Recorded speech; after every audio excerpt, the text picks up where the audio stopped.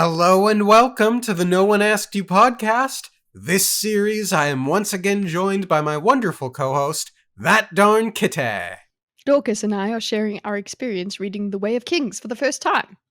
Each episode we will summarize what we've read and discuss the experience along the way.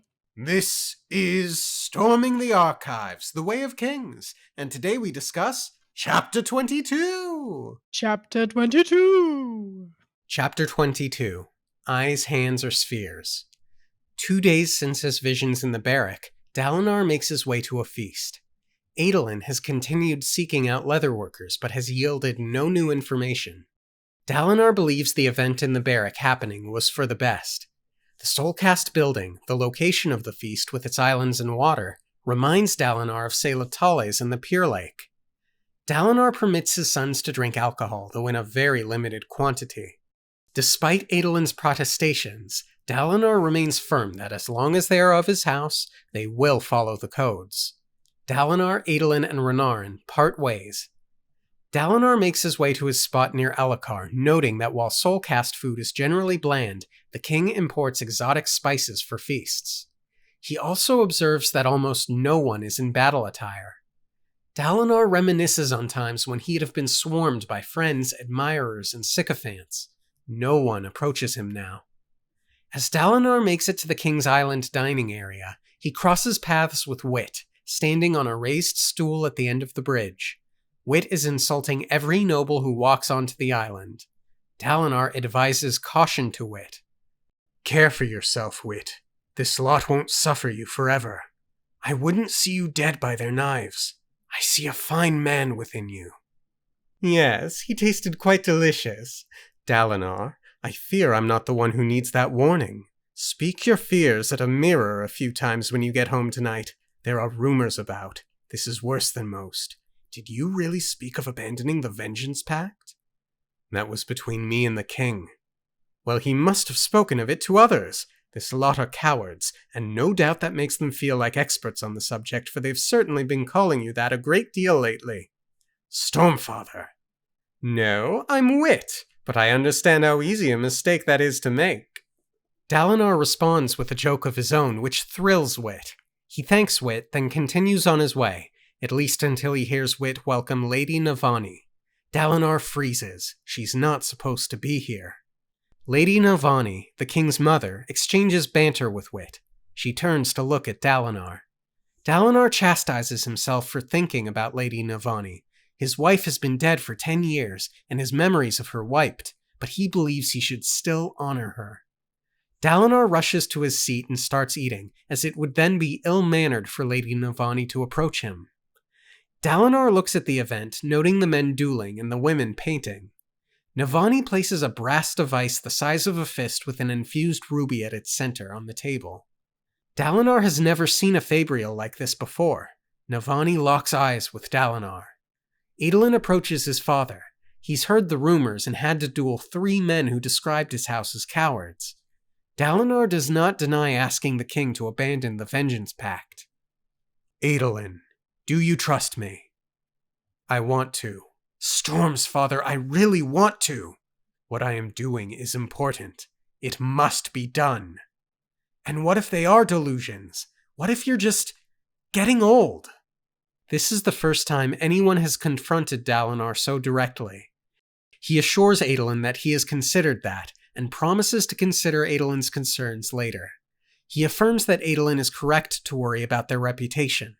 Dalinar presumed Elhokar would have had the tact to not tell anyone. He then tells Adolin about his change of tactic. Adolin is thrilled to hear Dalinar now wants to win the war. He can get behind a plan to hit harder at the Parshendi. Adolin hesitates at the amount of trust it would take for all the princes, 150,000 troops, to work together. Dalinar outlines some of his ideas for how to get everyone to work together, and how to mitigate the rumors. Adolin wants Dalinar or himself to duel for their house's honor, but Dalinar refuses. I'm trying to decide which one has changed you most. The visions, the codes, or that book. They're related, Father. All 3. They're tied together in you, somehow. Dalinar reminds Adolin about the parable of the man and the boulder, and its lessons about the distinction between letting men follow you and forcing men to follow you. Dalinar finishes his food quicker than expected, allowing Navani to capitalize on the opportunity to speak to him.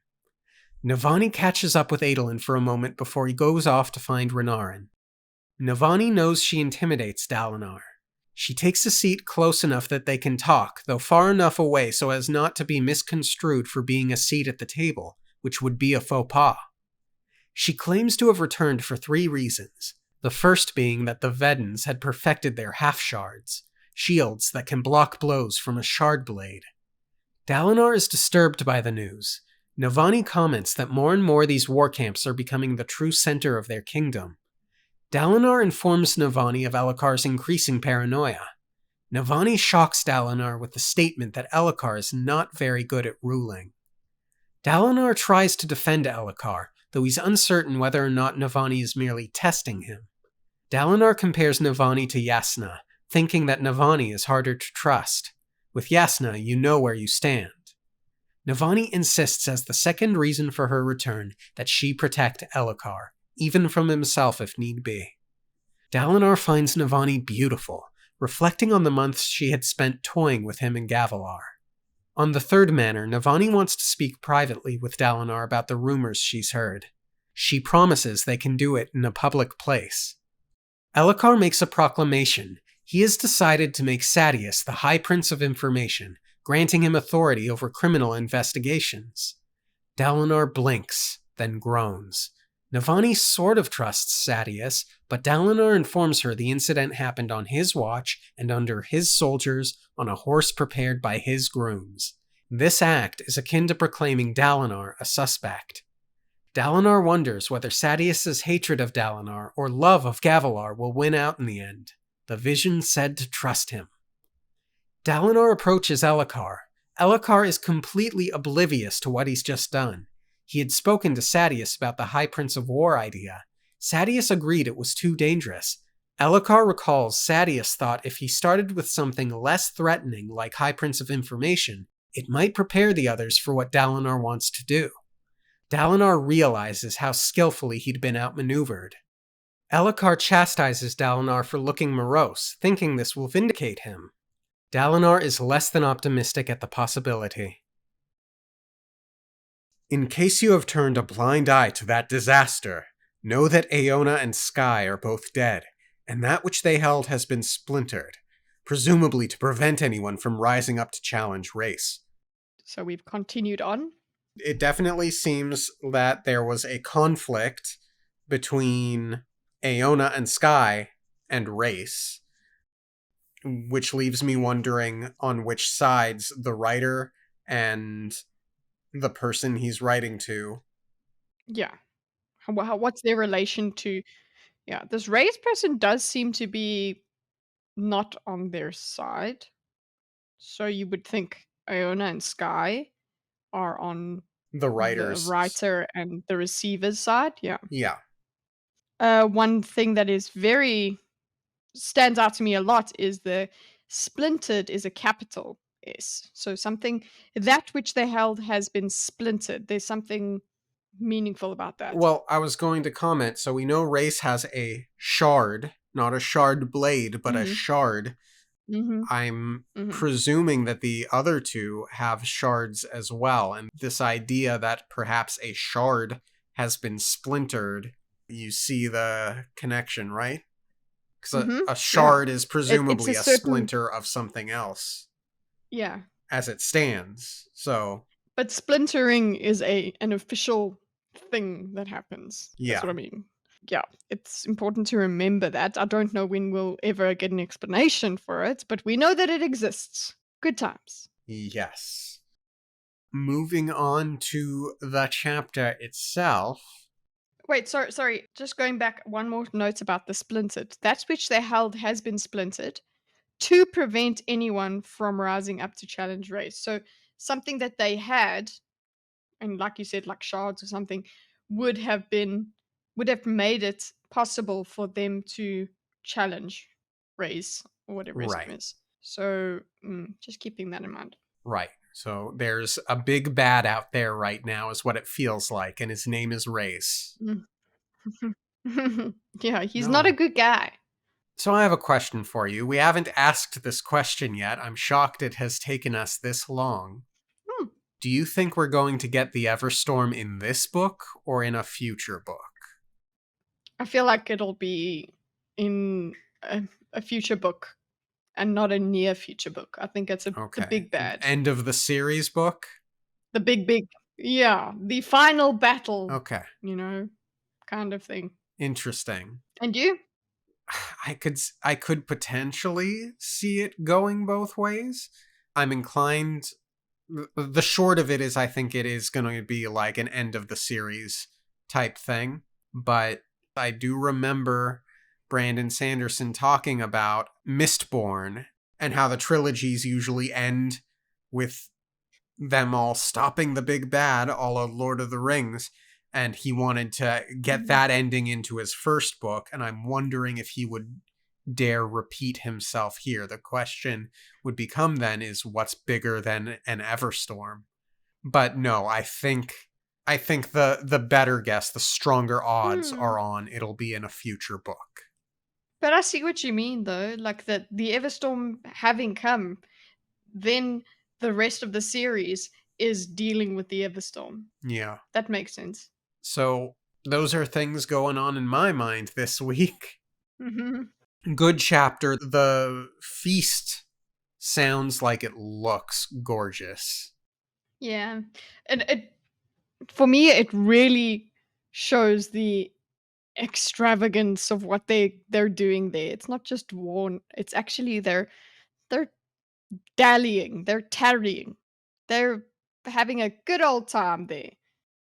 Well, Navani Yeah. really makes us aware that more and more this is becoming the actual kingdom. Yeah, and that's not a good thing. No, it's not. Although, Mm. if you make some sort of connection to the relevance of Dalinar's vision Mm. teaching us about Natanatan, which is where this location roughly is, maybe there's some sort of interesting connection or note there to be made between the two. So what this being a significant place A or revival of Natanatan or uh, something. yeah, it could be. Yeah. I don't think I have enough information yet. Maybe it's like a Mm. hindsight analysis thing. Yeah. A lot of gender dynamics that we kind of get, not gender dynamics, not Segregation? let me rephrase that. A lot of gender practices in this gendered practices in this chapter. Like so the younger it's if I remember correctly, the younger tables can mix, but then as they as the status went higher, females and males would not eat together. Hmm. It's an interesting thing. And they even segregate their food. There's woman's food, and it's too sweet There's for women's food. Dalinar. Yeah, like that's an interesting thing that he's brought into the story.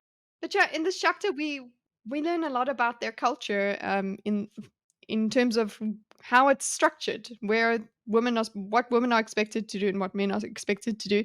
But then these women that Dalinar is always seems to come across, they bend the rules without exactly breaking them. Like she puts her stool near him so that she'll be able to talk to him, but she's not Yeah, sitting at his table. quite. That was clever. Well, while we're on Navani, I don't like Navani. Mhm. I find her predatory.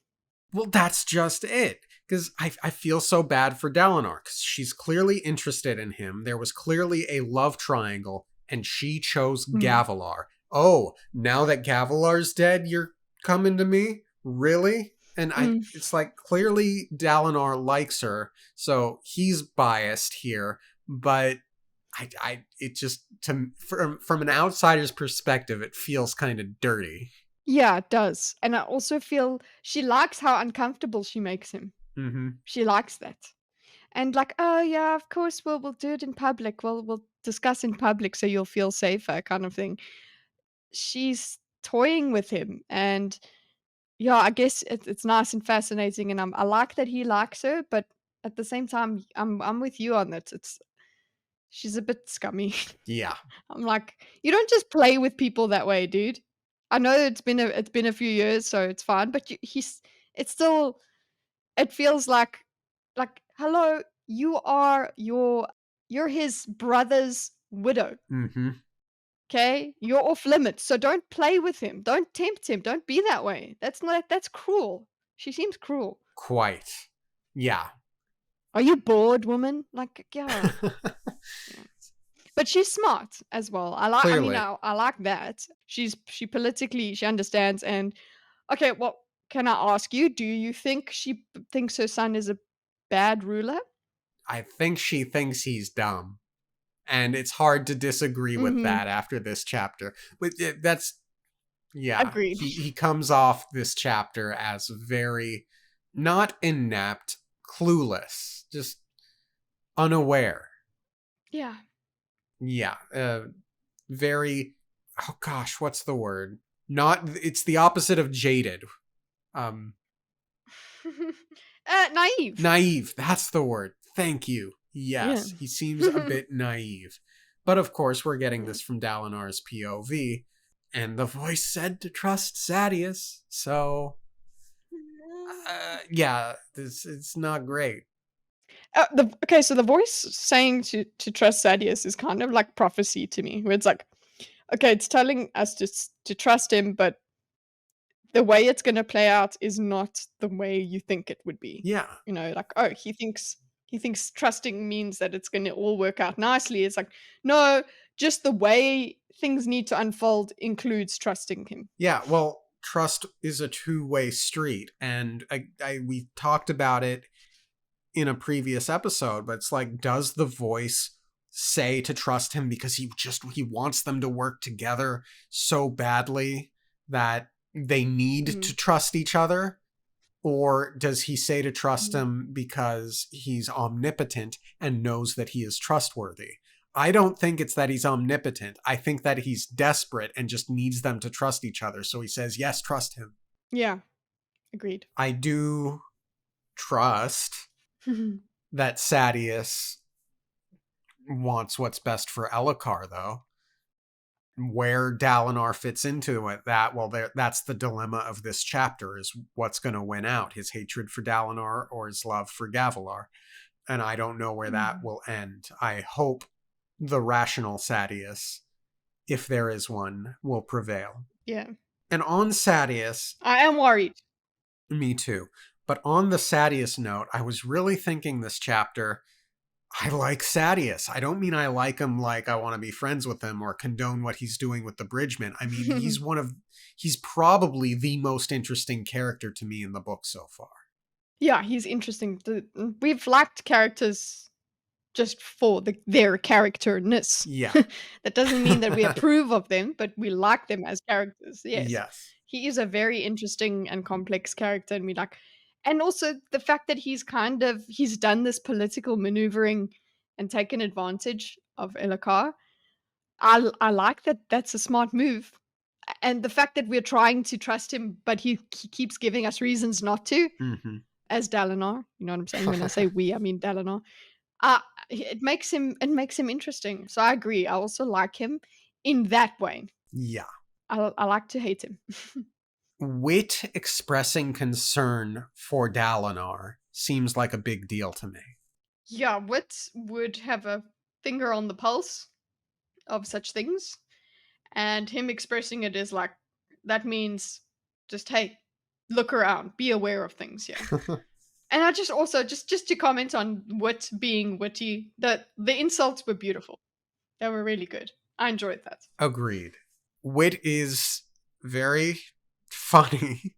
He's definitely making some enemies, I would assume, with the way he's insulting everyone. And Wit does not seem like someone who would be genuine with a lot of people, or like look out for someone. Mhm. So Mm. it does feel like a big deal to me. Yeah, that but I think it's good that Dalinar gets that. It's not just coming from his son. It's coming from an external source now that he actually likes. He also has said he likes Wit. Yeah. Yeah. So I think it's a good thing to have that it's not just his son criticizing him. This is now Wit who knows stuff. He's external, he's not part of the house. He's like, "Hey, have a mind about this." But I think Dalinar knows, but he can't do much about it. He still has to trust what Elhokar is doing and what Sadeas is doing. And yeah, Elhokar, gosh, the moron. So he's basically just he he really does think that he's just done something really cool and he's made a step towards Dalinar getting Yep. what he wants and he's Do just you worked it out so well the and crazy thing he's a though fool. is that I see the logic. Start with a less threatening title and then work your Mm, way up. But Dalinar is going to have to make one. Sadeas is going to have to not find Dalinar guilty or guilty of negligence at least. And Dalinar is going to have to actually start winning some mm. fights and getting some glory in order to earn that High Prince of War position. Yeah, exactly. It's and Sadeas knows all of that and he's absolutely played Elhokar on that. And yeah, again that reminds me of just okay, well, this is a very interesting villain character. He's not exactly a villain, but he's a villain. Yeah, an obstacle, it seems, for the moment, but he's really only just decided to change his tactic. He hasn't had an opportunity to implement Mm, the change in tactic yet, so mm, we'll see when things start to change how things go. yeah. Yeah, he's gonna have to deal with it. One more thing is, hey, at least when it comes to Renarin, not Renarin. Renarin's the younger one. Adolin? Yeah, Adolin. Adolin is doing some dueling, Oh, so yeah. he's working on his calling. So we got some of that. So that's good. Mm, The reason for it is sad that, mhm, people are gossiping about Dalinar, which is very dangerous. mhm. um, I'm a little worried for Dalinar's safety. Yeah, I am glad that Dalinar told Adolin finally, yeah, I'm going to change up my plan because that I was worried Adolin was going to do something stupid. yeah. Adolin. I like that Adolin will get behind. He's like, cool. I'll get behind the thing of finishing the war, not running from it. I think there's no way you can. I think it is. You have to win it, but Yeah, stop sitting in this perpetual that you can see from the way that they've made this whole place where you have feasts and stuff. That's way more than a battlefield. This is they've settled this place somewhat, so they do need to come to some sort of end. Yeah. agreed. The speaking of which, we have those shields, half shards. Oh, yes, that'll make for some very neat fighting in the future for us. For them, it'll Yeah. be terrible. Yeah, so it that also that lends them to okay, so the Vedans are have perfected their half shield. That the Vedan stuff will go to the Parshendi, right? Or will it go to who's where does that technology get to in the war? That's what I mean. It might not be the war on the Shattered Plains that is going to be the issue. Yeah. The place where Mhm. Elhokar should be right now, Alethkar, that might see an invasion, Mhm. forcing the Shattered Plains to become their new Mhm. capital. But mm, in the first the prologue, didn't we have the thought of that as well? Having shard technology would actually bring the Alethi. Everybody would speak Alethi. Yeah, That was what the technology was saying in the beginning, where it was like, yes. if they perfected that, then everybody's going to speak Alethi because Alethi will conquer everyone. But that was before this war. Exactly. And that was Zeth Mm-hmm. thinking Mm-hmm. about what I think was the shard bows. It didn't explicitly state shard Mm-hmm. bows, but I think that's what, Shard tech. yeah, shard technology. Yeah. But yeah, if other countries are developing ways to block shard tech, then they become much more capable of defending themselves against Mm-hmm. Alethkar, which for Mm-hmm. them I'm sure is very good.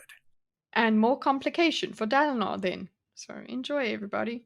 Yep. Such an epic story. So many things to consider. Every single chapter, there's so much to consider. Yes. Anything else to say about the chapter? All's good. All right. Well, thank you all for tuning in. Have a great rest of your week. Subscribe to that darn Kitta if you get a chance, because she's got a great channel. Join the Discord also. There's a link in the description. We've got a growing community over there. And we'll see you next time. Okay, thanks, Okay, bye. thanks, bye.